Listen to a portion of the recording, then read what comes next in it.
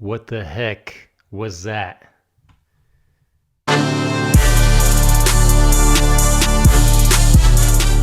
Welcome to another exciting edition of Go Pack Go All Day, and I am your host, Vinny B. So the Green Bay Packers go to Minnesota to take on the Minnesota Vikings.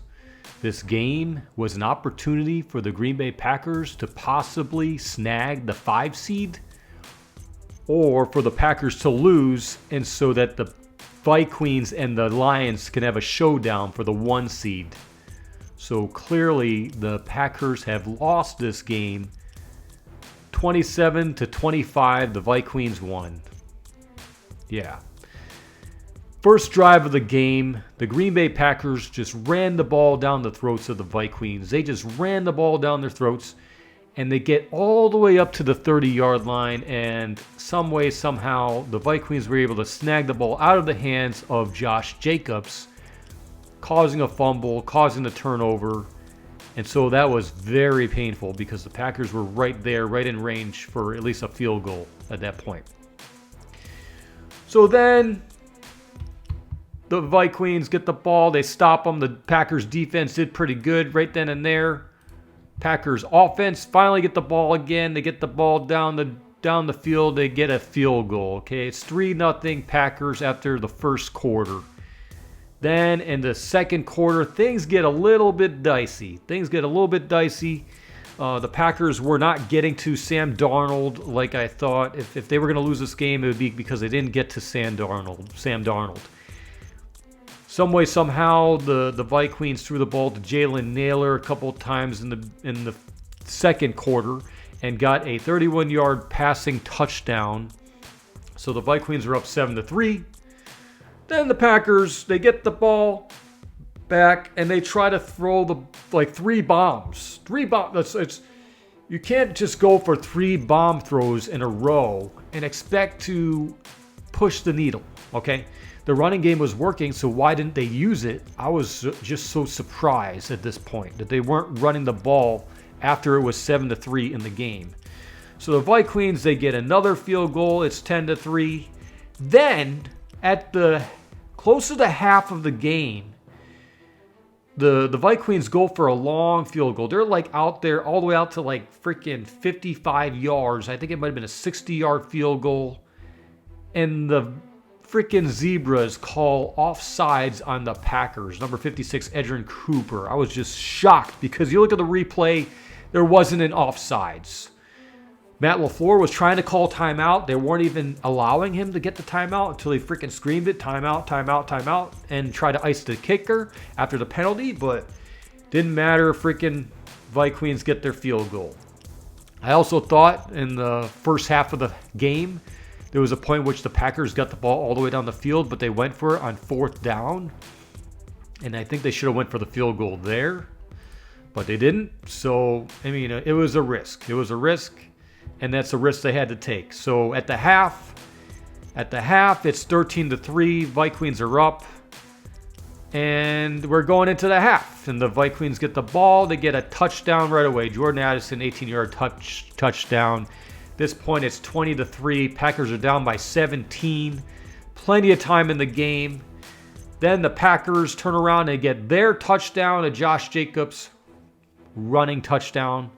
I expected Josh Jacobs to get a touchdown in this game. He's been phenomenal these past 8 or 10 games. Then the freaking Vikings turn around and get another freaking touchdown. Passing touchdown to Cam Akers. Vikings are up again by 17 points. You're in the fourth quarter. The Packers are down by 17. What do you expect? Do you think the Packers have enough time to get back in this game? You're basically down by 3 scores at this point. So at one point of the game, the freaking Sam Darnold, I was watching the fourth quarter. Looked like there was a lot of holding going on by the offensive line of the Vikings, but there wasn't being called at all. If you're pulling the shirt of the defensive line, or the hands of the offensive line is wrapped around the freaking shoulder pads, There should have been a call there. There was one call, but throughout the freaking game, there was plenty of opportunities where the the Zebras didn't throw any flags there. I was really not happy about that. But also at the same time, the Packers kind of hurt themselves by going for long passes when they should have went for short passes. Just they have so many weapons. Even without Watson didn't play this game, so that kind of made things way different for this game. Way different for this game. Not having that long running threat was not there. So that kind of helped the Vikings defense there. So the Packers, they turn around, they get a touchdown and a 2-point conversion. And at this point, it's 27-18. I thought at one point the touchdown there was a touchdown by Josh Jacobs with 8 minutes left in the game, but they called an offensive holding on the Packers, which I thought was ridiculous. So instead, they had to go for a touchdown with Emmanuel Wilson, and it took another 2 minutes off the clock, okay? There should have been 8 minutes left on the clock with the Packers just down by 9, but instead, there was only 6 minutes left on the clock. So the Packers defense does their job. The Packers get the ball back. And so the Packers get another touchdown. And at this point, they're only down by 2 points. Down by 2 points. They give the ball back to the Vikings. I thought during this drive, however, Dontavian Wick should have ran out of bounds instead of trying to go for a touchdown at that point, because I think he was not aware just where he was, I guess, because he watched the tape and he trying to turn around and try to get the touchdown really quick, but he should have went out of bounds to stop the clock. He did not. Then the Packers go for a freaking run to take even more time off the clock. I was like, this is ridiculous. So they burned so much time off the clock that they scored their final touchdown with freaking 2 minutes and 18 seconds left in the game. The Packers have all 3 timeouts. They give the ball back to the freaking Vikings. They use the timeouts, but at this point it doesn't matter because the freaking Vikings got a first down and all they had to do was kneel, and it ended the game. So this was a really tough game to watch. And it was almost like the Packers got paid to lose this game so that all these other games in the schedule will matter. Maybe that's the case. I'm not sure.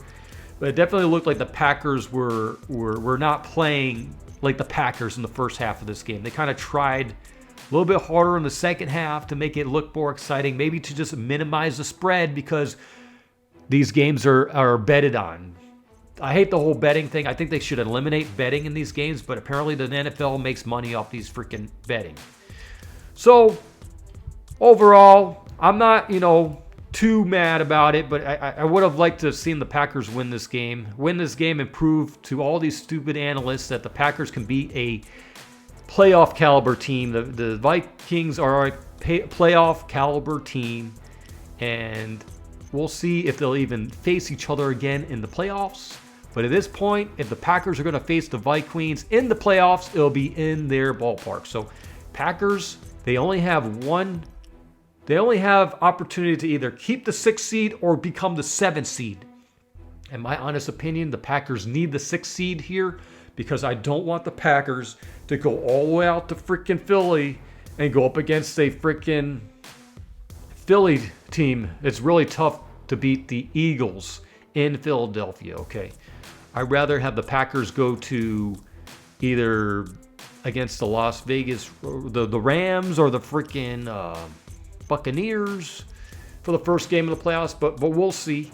Packers got the embarrassing Bears next. That's kind of sort of the embarrassing Bears version of their Super Bowl.